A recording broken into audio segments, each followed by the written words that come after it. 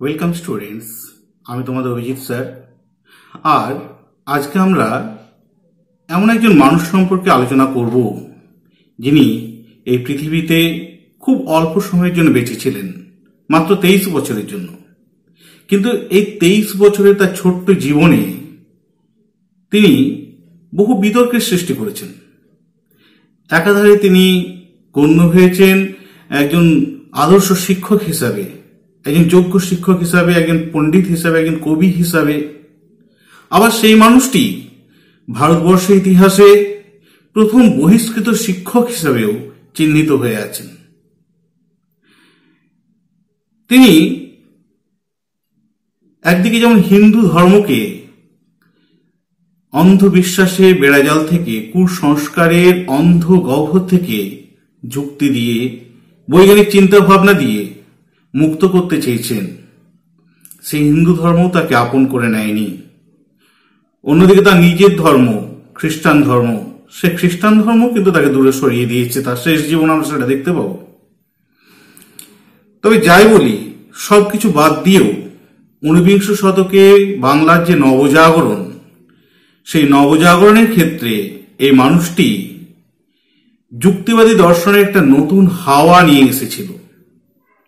এই মানুষটিকে আমরা চিরকাল স্মরণ করব। তার বিতর্ক সত্ত্বেও তার যে যুক্তিবাদী চিন্তা ভাবনা, তার যে আদর্শ, তার যে শিক্ষা, তার যে দর্শন, সেই দর্শন, শিক্ষা, আদর্শ আমাদেরকে সে মানুষটিকে বারবার মনে রাখতে বাধ্য করবে। এত বিতর্ক যে মানুষটা তার সামান্য 23 বছরের জীবনে সৃষ্টি করতে পারে, একটা কথা নিঃসন্দেহে বলা যায় যে সেই মানুষ কিন্তু কোনো সাধারণ মানুষ নন। আমরা জেনে নিই সেই মানুষটির নাম। মানুষটির নাম হলো হেনরি লুই ভিভিয়ান ডি রোজিও। বাংলায় নবাবী আমল শেষ হয়ে সে সময় ইংরেজ শাসন সবে শুরু হয়েছে। ইংরেজরা ভারতবাসীর সমস্ত ক্ষেত্রে, শুধু অর্থনৈতিক নয়, রাজনৈতিক, অর্থনৈতিক, সামাজিক, ধর্মীয় সমস্ত ক্ষেত্রে তাদের মতামত চাপিয়ে দিতে শুরু করলো। সমস্ত বিষয়ে তারা হস্তক্ষেপ করতে শুরু করলো।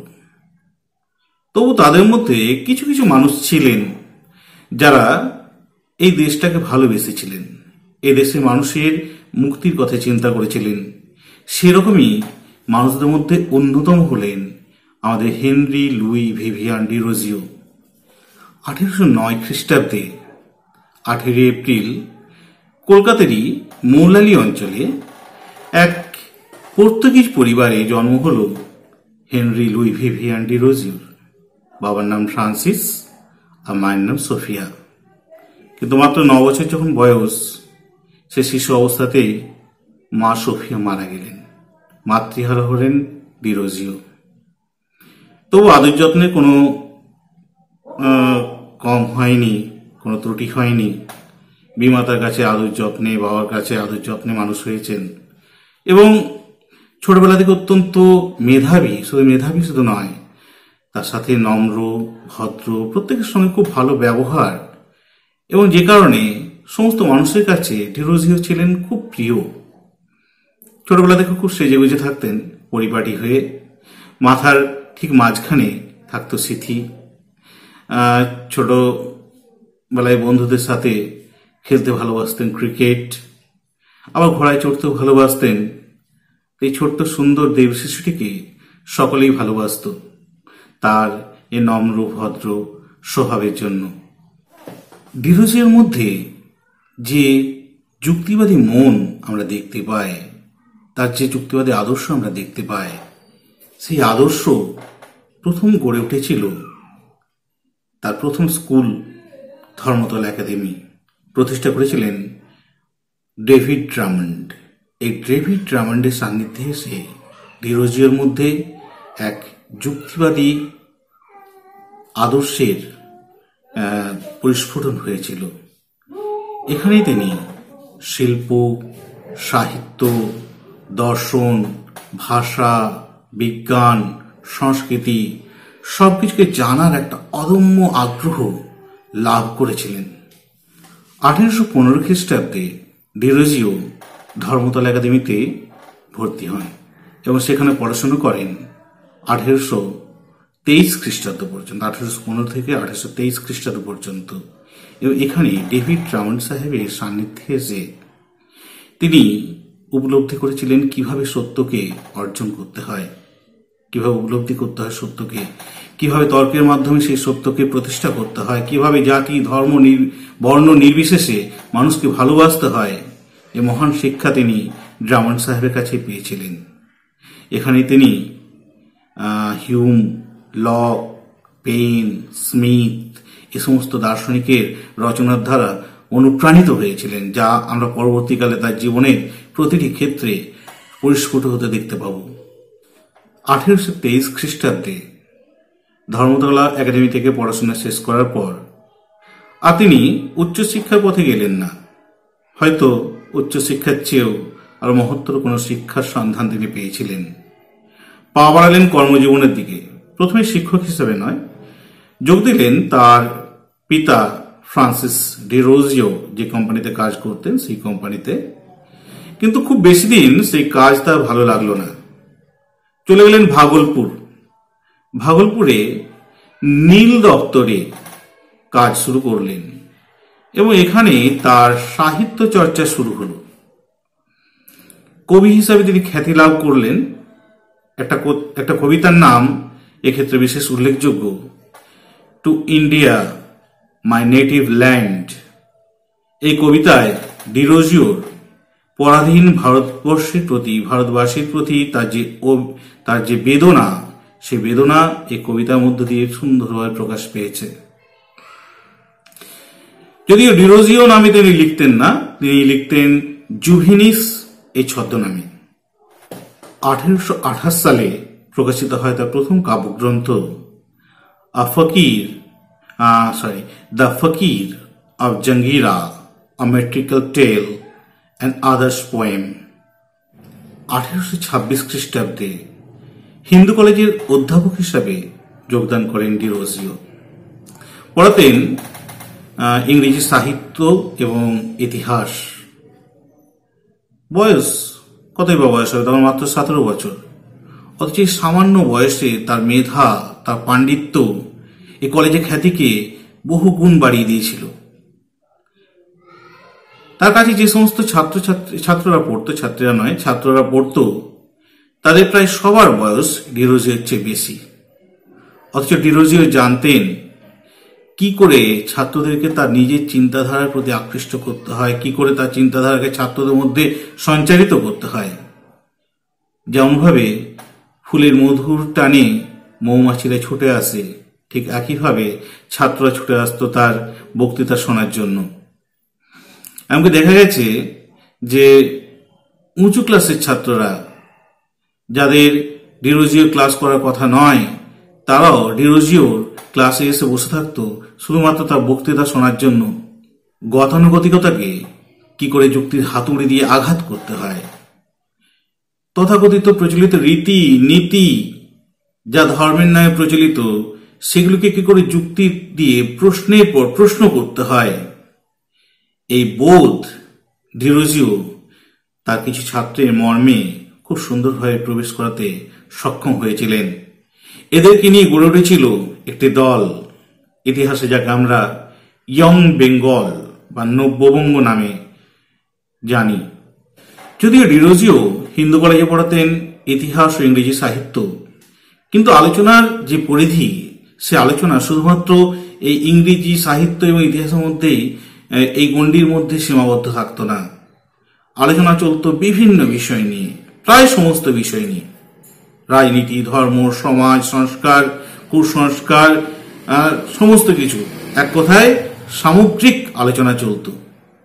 এবং তার চেয়ে বয়সে বড় ছাত্ররা অবাক হয়ে, মুগ্ধ হয়ে দেখত যে তাদের চেয়ে বয়সে ছোট একজন শিক্ষক, তার কি অফুরন্ত জ্ঞানের ভান্ডার। তার যে দৃশ্য, এই দৃশ্য ছাত্রদের মধ্যেও সঞ্চারিত হতো। তারাও চাইতো জ্ঞান অর্জন করতে, তারাও চাইতো জানতে, তাদের ইচ্ছে করত যে প্রচলিত রীতি নীতি তথাকথিত ধর্মকে প্রশ্ন করতে। কলেজের ক্লাসের বাইরেও ডিরোজিও তার ছাত্রদেরকে নিয়ে গড়ে তুলেছিলেন একাডেমিক অ্যাসোসিয়েশন। এটা ছিল একটি খোলামেলা আলোচনার মঞ্চ, যেখানে যুক্তির ভিত্তিতে তর্ক হতো, আলোচনা হতো মুক্ত জ্ঞানের। এছাড়াও গড়ে উঠেছিল society for the acquisition of general knowledge.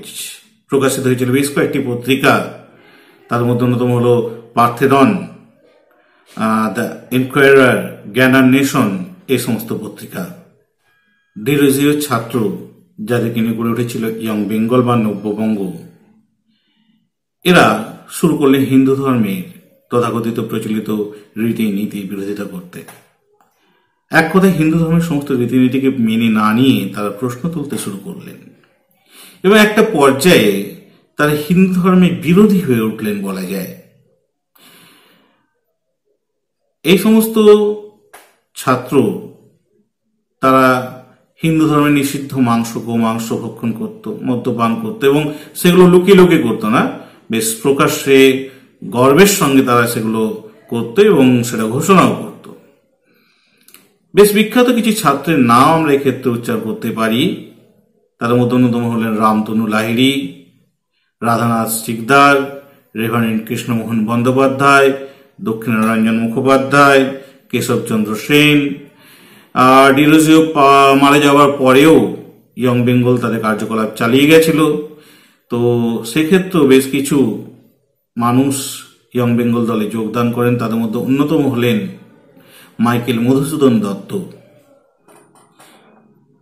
Young বেঙ্গলরা শুধু যে হিন্দু ধর্মের বিরোধিতা করেছেন তাই নয়, তার সাথে সাথে তারা সতীদাহ প্রথার বিরোধিতা করেছেন, পুলিশের দুর্নীতির বিরোধিতা করেছেন, স্ত্রী শিক্ষা প্রসারের ব্যাপারে তারা মতামত দিয়েছেন, বিদেশে যে সমস্ত ভারতীয়দেরকে কুলি হিসাবে চালান করা হতো সে ব্যাপারেও তারা মতামত দিয়েছেন। 1833 খ্রিস্টাব্দে যে চার্টার অ্যাক্ট, সেই চার্টার অ্যাক্টের বিভিন্ন যে ধারাগুলি তারা বিরোধিতা করেছেন। আচ্ছা, এই ইয়ং বেঙ্গল সদস্যদের উদ্যোগে গড়ে উঠেছে বেঙ্গল ব্রিটিশ ইন্ডিয়া সোসাইটি। স্বাভাবিকভাবে রক্ষণশীল হিন্দু যে সম্প্রদায় বা হিন্দু সমাজ, রক্ষণশীল হিন্দু সমাজ, এবং তার সাথে সাথে খ্রিস্টান সমাজও এবং হিন্দু কলেজ কর্তৃপক্ষ কেউই ডিরোজিওর এ ধরনের কার্যকলাপকে খুব একটা ভালো নজরে দেখেনি। সুতরাং 1831 খ্রিস্টাব্দে রামকমল সেনের নেতৃত্বে এক মিটিং বসল, এবং সেই মিটিংয়ে 6-1 ভোটে একটি প্রস্তাব পাশ হলো, যে প্রস্তাবে হিন্দু কলেজের ছাত্রদেরকে বিপথে নিয়ে যাওয়ার জন্য দায়ী করা হলো ডিরোজিওকে, এবং তাকে বাধ্য করা হলো হিন্দু কলেজের যে চাকরি সেই চাকরি থেকে পদত্যাগ করতে। 1831 খ্রিস্টাব্দে ডিরোজিও হিন্দু কলেজের অধ্যাপকের পদ থেকে পদত্যাগ করলেন, এবং ধীরে ধীরে দেখা দিল অর্থনৈতিক অনটন, মারণ রোগে আক্রান্ত হলেন, এবং এই বছরই 1831 খ্রিস্টাব্দে ডিরোজিও মারা গেলেন মাত্র 23 বছর বয়সে। এবং ভাগ্যের কি নির্মম পরিহাস, তার নিজের ধর্ম অর্থাৎ খ্রিস্টান ধর্ম, সেই খ্রিস্টান ধর্ম তাকে দূরে সরিয়ে দিল।